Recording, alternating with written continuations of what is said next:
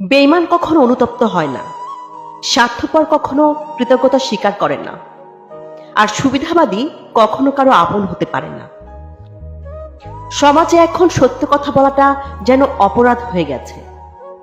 হয় ঝগড়া সৃষ্টি হয়, নয়তো সম্পর্ক নষ্ট হয়।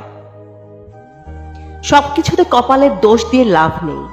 কিছু জায়গায় কিছু সময় মনেরও দোষ দিতে হয়।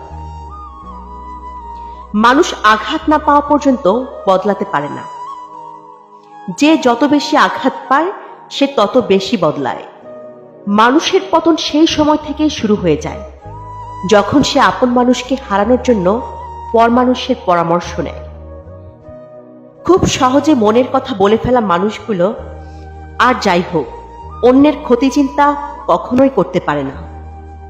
ছোটবেলায় শিখেছি, তুমি কারো ক্ষতি না করলে কেউ তোমার ক্ষতি করবে না।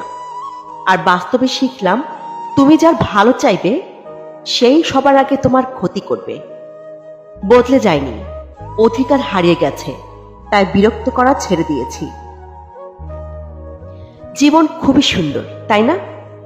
তুমি কিছুই নিয়ে আসোনি, তোমার ভাগ্যে কি আছে কিছুই জানো না। তারপর তুমি সবকিছুর জন্য লড়াই করো, তারপর কিছু না নিয়েই দুনিয়া ছেড়ে চলে যাও।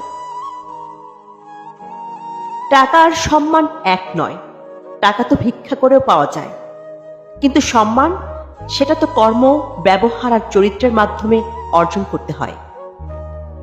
আমার কাছে সেরা মানুষ তারাই, যারা অহংকার করার মতো অনেক কিছু থাকা সত্ত্বেও তাদের মাঝে অহংকারের ছিটে ফোঁটাও নেই।